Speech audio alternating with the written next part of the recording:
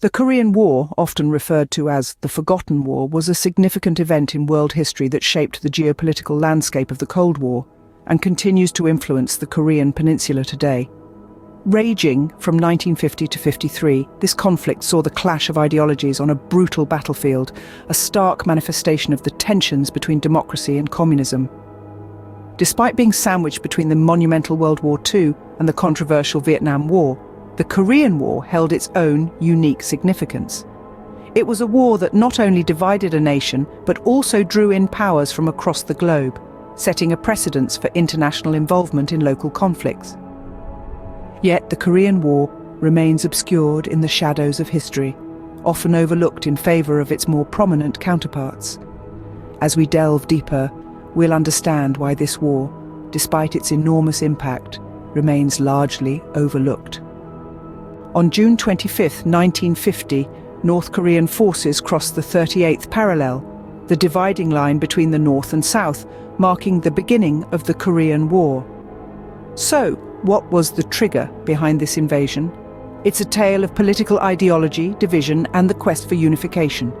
Following the end of the Second World War, Korea had been split into two along the 38th parallel, with the North under Soviet influence and the South under American. The division was meant to be temporary, but as the Cold War heated up, the two Koreas grew apart, each adopting the ideology of their respective overseer. In the north, Kim Il-sung, backed by the Soviet Union, sought to bring the entire Korean peninsula under his communist rule. Believing that a swift invasion would lead to a quick victory, he launched an attack on the south. Now let's talk about the 38th parallel. This invisible line, running across the width of the peninsula, was more than just a geographical divide. It was a stark symbol of ideological, political, and economic differences between the two Koreas. When the North Korean forces crossed this line, they weren't just invading a neighboring country, they were challenging an entire world order. This aggressive move was met with an immediate international response. The United Nations Security Council, in the absence of the Soviet Union, who were boycotting the Council due to another issue, passed a resolution condemning the North's invasion. They called for an immediate ceasefire and for North Korean forces to withdraw. And when these demands were ignored, they took a step further. The United Nations found itself in uncharted territory, authorizing the use of force to repel the North Korean invasion. A multinational force, led by the United States, was assembled to aid South Korea. This invasion set the stage for a conflict that would involve not just the two Koreas, but many of the world's superpowers. As the UN forces led by the United States entered the fray, the tide of the war began to turn. A collective of nations rallied under the United Nations banner, with the United States at the helm. Their mission: to push back the North Korean forces and restore the sovereignty of South Korea. The UN forces, composed of soldiers from 21 countries, began their campaign in the summer of 1950.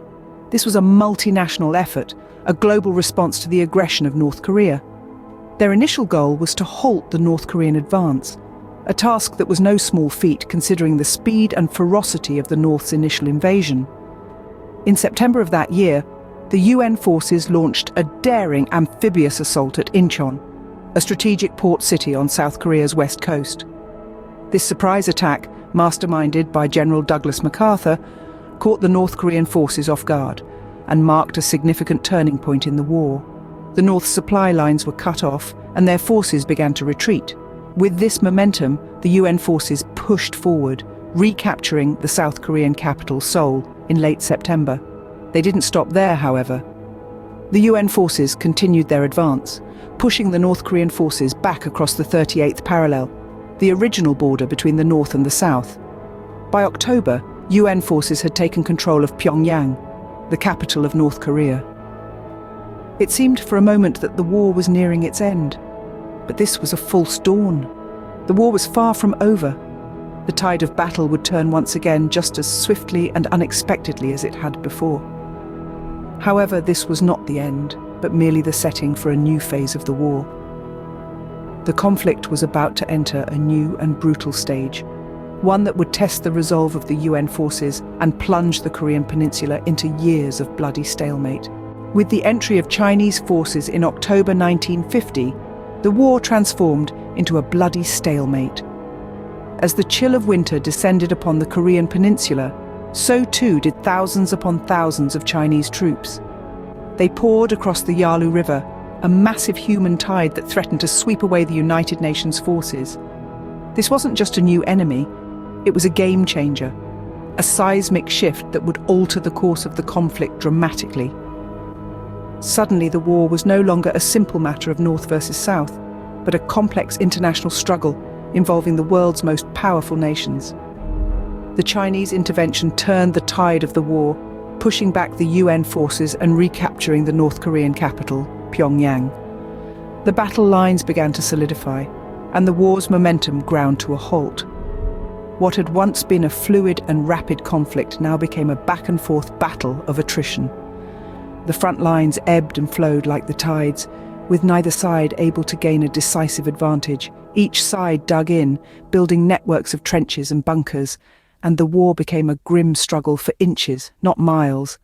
This was a brutal, unforgiving phase of the war, marked by bitter cold, harsh conditions, and relentless combat.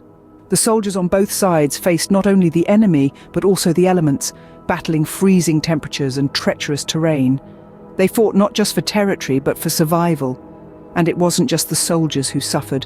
Civilians too bore the brunt of this war of attrition. Caught in the crossfire, they faced displacement, starvation, and unimaginable hardship.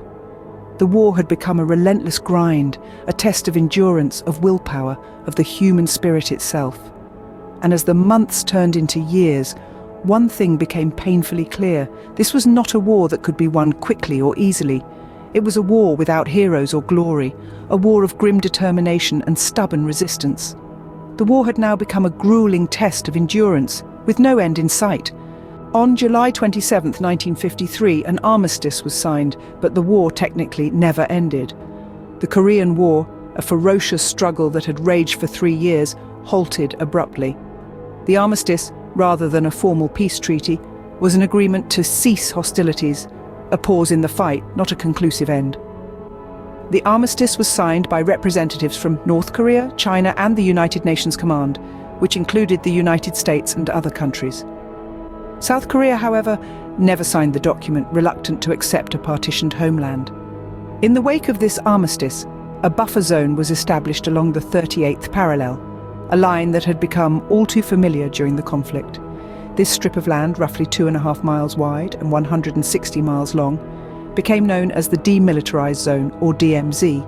It was intended to serve as a buffer, a no man's land, to prevent further hostilities. This DMZ, however, became one of the most heavily militarized borders in the world, a silent testament to the unresolved tensions of the Korean War. Over the years, there have been numerous incidents, skirmishes and provocations along this border, a constant reminder that the Korean War did not really end, it merely paused. The two Koreas, North and South, remain technically at war, a state of affairs that has lasted for over 7 decades. This war without end has shaped the Korean peninsula in ways that are still felt today. The North, under a totalitarian regime, has pursued nuclear weapons, while the South has emerged as a democratic and economic powerhouse. The DMZ, a stark reminder of the division, stands as a symbol of a war that has yet to find its conclusion. The Korean War, a conflict that claimed millions of lives, ended not with a conclusive peace, but with an uneasy truce that persists to this day. The Forgotten War, as it's often called, is perhaps more accurately described as the unfinished war, a conflict that remains unresolved, a war without end. The Korean War, though often overlooked, had far-reaching consequences that continue to shape our world. This 3-year struggle from 1950 to 53 was not just a conflict isolated to the Korean peninsula. It was a global chess game, reflecting the broader Cold War tension between the West and the Communist East. The war's physical scars have healed over time, but the ideological divide remains, splitting the peninsula into 2 starkly different worlds, North and South Korea. This division has had a profound influence on global geopolitics, shaping alliances and fueling arms races. Moreover, the Korean War has left a lasting legacy of unresolved issues and tensions. The armistice agreement, signed in July 1953, merely halted the fighting, and a formal peace treaty is yet to be signed. Even though the guns have fallen silent, the echoes of the Korean War are still heard today, reminding us of a conflict that should never be forgotten.